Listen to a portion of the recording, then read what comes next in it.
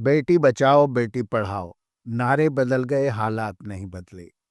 कहते हैं बेटी बचाओ बेटी पढ़ाओ, लेकिन सच तो यह है कि बेटियों को बचाने की जंग आज भी वैसी की वैसी है। देश भर में यह नारा गूंजा, बड़े बड़े मंचों से भाषण दिए गए, लाखों करोड़ों रुपए खर्च किए गए, लेकिन क्या सच में कुछ बदला है? 10 साल पूरे, लेकिन क्या बदला? 2025 में बेटी बचाओ बेटी पढ़ाओ योजना को 10 साल पूरे हो गए।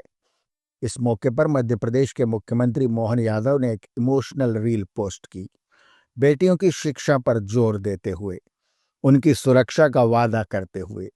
लेकिन क्या रीलें असल जिंदगी में बदलाव ला सकती हैं? क्या सोशल मीडिया पर 2 मिनट का वीडियो उन बेटियों का भविष्य सुधार सकता है जो आज भी स्कूल जाने के लिए संघर्ष कर रही हैं? 78.91% पैसा प्रचार पर खर्च हुआ, बेटियां फिर भी पीछे हैं।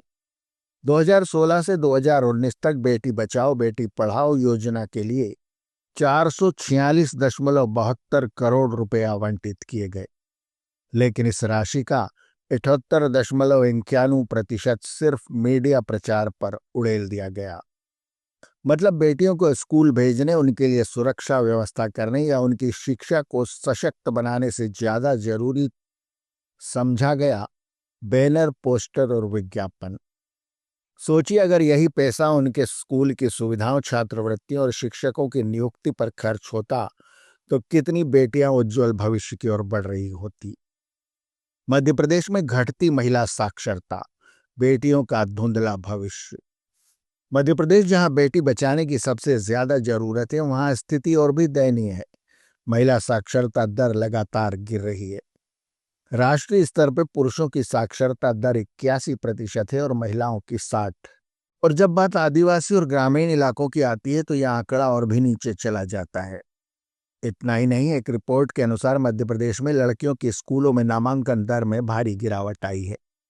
2015 में जहां स्कूल जाने वाली लड़कियों का प्रतिशत 79 था, वह 2023 में घटकर 70% से भी कम हो गया।